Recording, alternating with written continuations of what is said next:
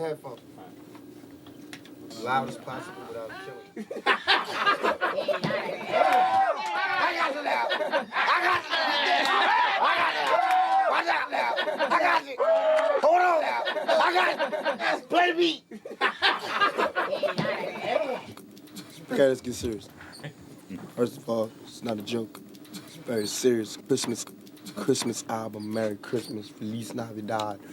We just want to send this out to my man right now. Tell me, how do you pronounce your name? Tupac. Tupac. Remember, like two, and Pac like pocket. You won't go wrong. Just Tupac. Good. Looking good.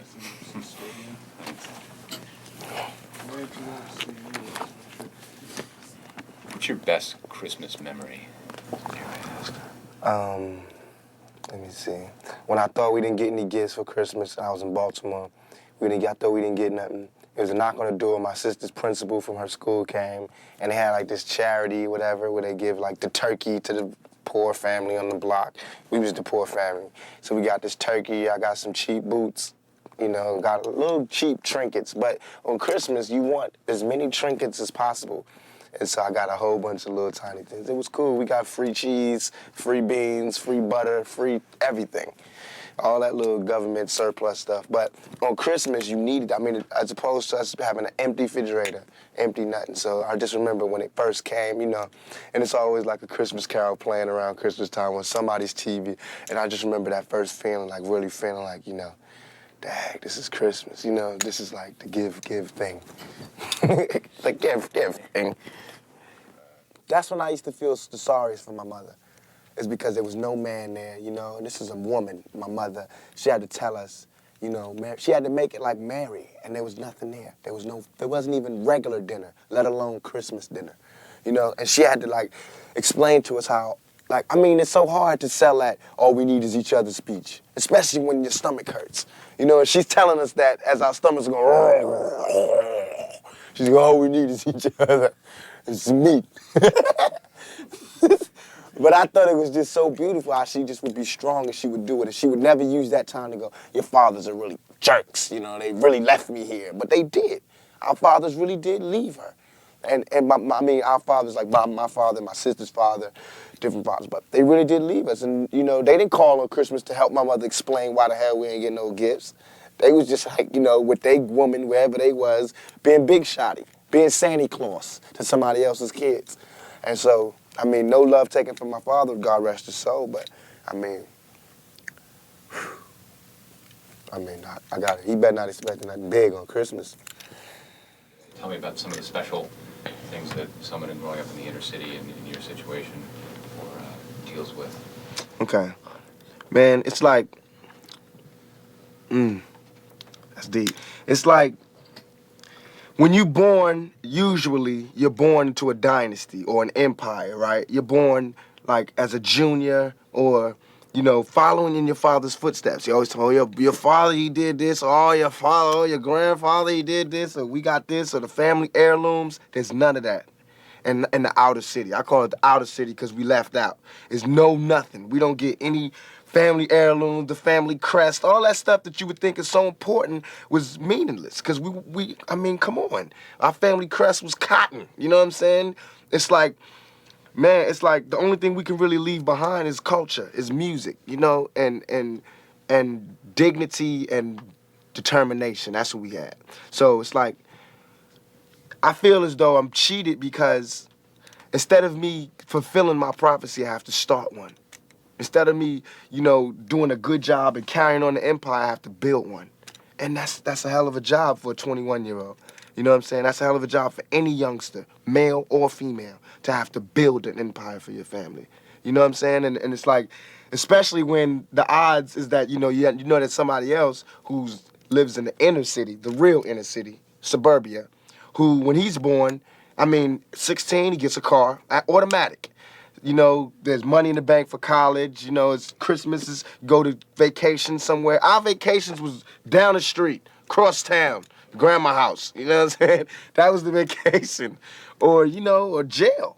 to be even more real. And I hate to make this like sad story, but it's real. Because this world is such a, and when I say this world, I mean it. I don't mean in an ideal sense. I mean in every day, every little thing you do. It's such a, gimme, gimme, gimme.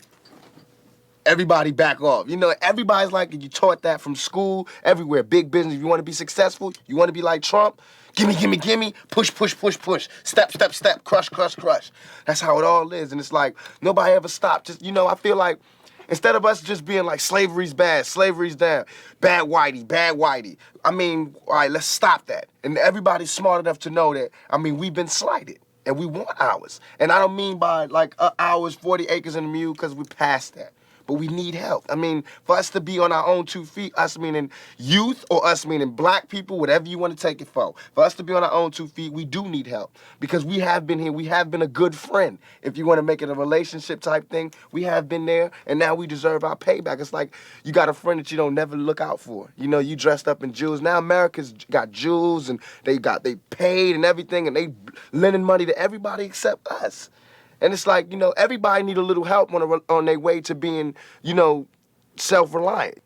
I mean, if this is truly a melting pot in the country where we care about it, and Lady Liberty got a hand like this, she really loves us, then we really need to be like that. And it needs to be the black kids. And if there's a white person who got money, then he need to help them. He need to help black kids, Mexican kids, Korean kids, whatever. But it need to be real. And it need to be before we all die, and then you say, oh, I made a mistake. We should have gave them some money. We really should have helped these folks. It's going to be too late. You know what I'm saying? And then that's when you got to pay your own karma.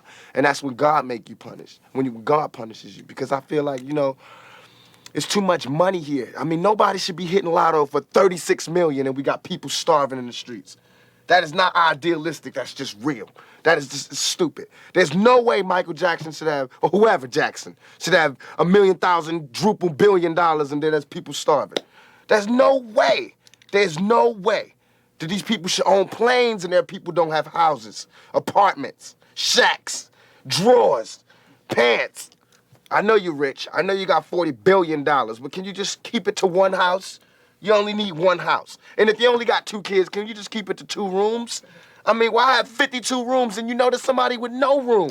It just don't make sense to me.